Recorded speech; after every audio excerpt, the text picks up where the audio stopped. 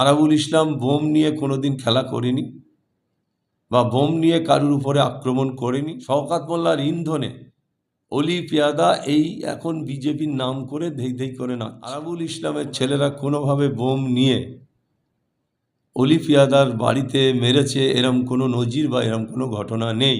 আমি তো মনে করি যে অলি পেয়াদার লোক যারা আছে তারাই ওখানে বোম মেরেছে। এখানে আরআইএফের কোনো লোক বা কোনো কর্মী ওই বোম মারার সাথে যুক্ত নয়, এটা আমি বাচ্চা ছেলে মানুষ, উনি তো ছেলে মানুষ বলে আমি মনে করি অলি পেয়াদা। আরাবুল ক্যানিংয়েই থাকবে, ক্যানিংই লড়াই করবে, ক্যানিংয়ের মানুষের সাথে নিয়ে লড়াই করবে।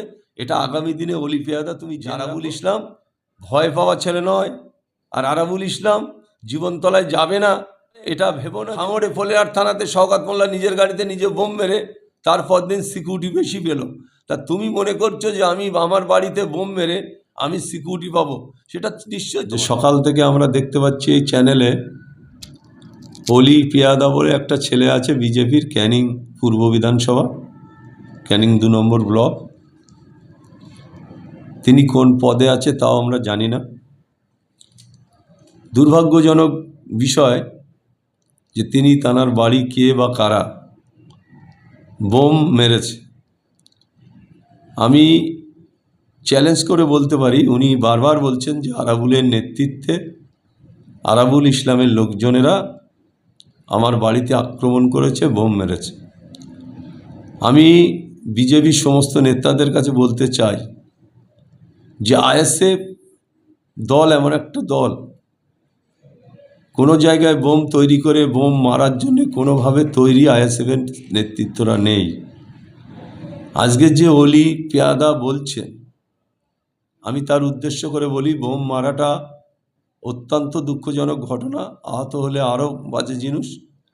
কিন্তু একটা কথা ওনার জেনে রাখা উচিত, আরাবুল ইসলাম বোম নিয়ে কোনোদিন খেলা করেনি বা বোম নিয়ে কারুর উপরে আক্রমণ করেনি। আরাবুল ইসলামের ছেলেরা কোনোভাবে বোম নিয়ে অলি পেয়াদার বাড়িতে মেরেছে এরম কোনো নজির বা এরম কোনো ঘটনা নেই।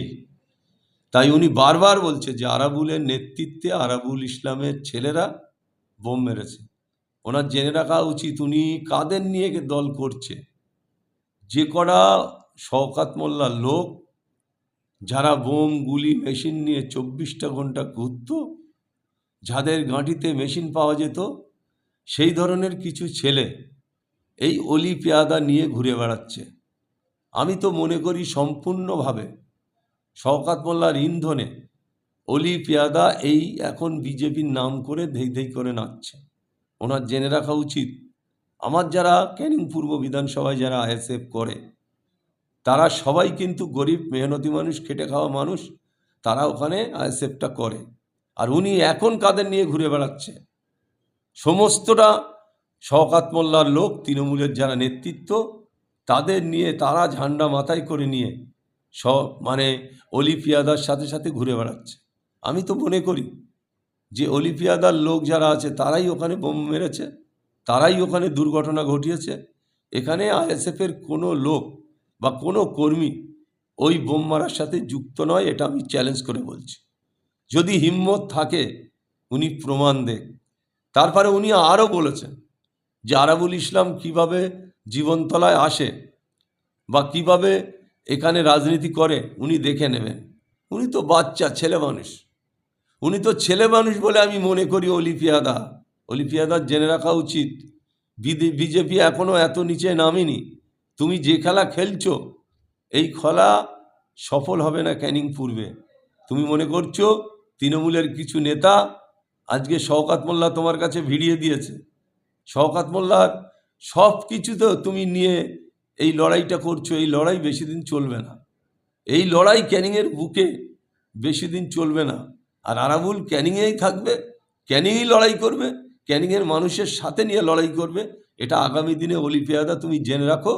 তোমার জেনে রাখা উচিত যে আরাবুল ইসলাম ভয় পাওয়া ছেলে নয়, আর আরাবুল ইসলাম জীবনতলায় যাবে না এটা ভেবো না যে তুমি তোমার ভয়তে আরাবুল ইসলাম জীবনতলায় যাবে না। আমি চ্যালেঞ্জ করে বলছি যে তোমার যদি হিম্মত থাকে, তুমি তৃণমূলের ছেলে, ওই কটা ছেলে যারা বোম বাঁধে, গুলি নিয়ে খেলা করে, যারা কন্টিনিউ শওকত মোল্লার সাথে দীর্ঘদিন ধরে ঘুরতো সেই সব ছেলেদের নিয়ে তুমি রাজনীতি করছো, এটা তুমি ভুল পথে চলছো। আবার তোমারে সাবধান করে দিই, আরাবুল ইসলামের সাথে চ্যালেঞ্জ করো না। সরকারে কেন্দ্র সরকার রাজ্য সরকার হতেই পারে বিজেপি, কিন্তু নীতিহীন বিজেপি নয় সরকার, নীতিহীন। তোমার মতন নীতিহীন অলি মোহাম্মদ নয়, অলি পেয়াদা।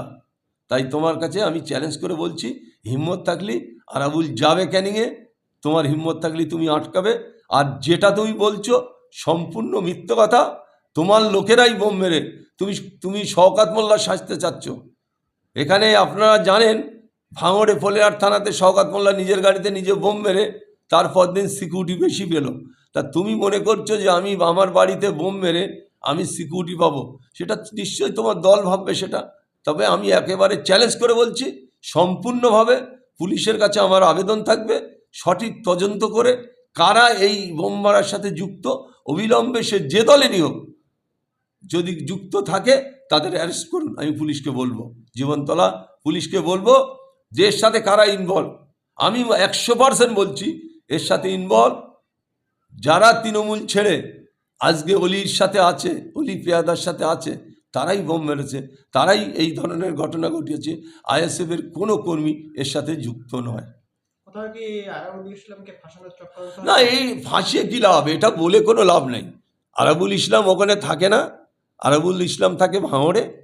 আর আরাবুল ইসলামের নেতৃত্বে আরাবুল ইসলামের লোক মেরেছে, এটা সম্পূর্ণ ভিত্তিহীন আর সম্পূর্ণ মিথ্যে কথা। আমি চ্যালেঞ্জ করে বলছি, আমাদের ছেলেদের সেই সাহস নেই যে কারুর বোম মারবে, কারুর উপরে চড়া হবে, কারুর বাড়ি হামলা করবে, এই কোনো কারণ নেই। এটা উনি করেছেন, ওনার লোকেরা করেছেন, সেটা দেখাতে চাচ্ছে আরাবুল ইসলামের গায়ে চাপিয়ে দিয়ে।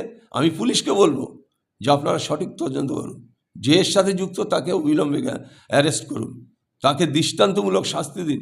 তাহলে বুঝবেন যে কারা এর সাথে যুক্ত, কারা বারবার এই ধরনের ঘটনা ঘটে। এই ধরনের ঘটনা কোনোদিনই ক্যানিংয়ে ঘটেনি, এই ঘটেছে।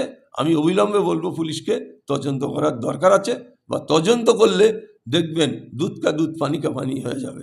তাই আমি পুরো প্রশাসনের কাছে আবেদন রাখবো যে অলি পেয়াদা যে কথা বলছে এটা সম্পূর্ণ ভিত্তিহীন কথা, মিথ্যে কথা। উনি এখনও, আমি চ্যালেঞ্জ করে বলছি, উনি শওকত মোল্লার লোকেদের নিয়ে চলছে। একদম একদম সত্য, 200% শওকত মোল্লার লোকেদের নিয়ে চলছে। শুধু নয়, অনেক কিছু অর্থের বিনিময় হয়েছে। অর্থের বিনিময়, এই যে আইএসএফের তৃণমূলের লোকেদের নেওয়া হচ্ছে অর্থের বিনিময়, তাদের নিয়েই করা হচ্ছে। তাই আমার কোনো কর্মীর সাথে যুক্ত নই, আমি আবার বলছি চ্যালেঞ্জ করে।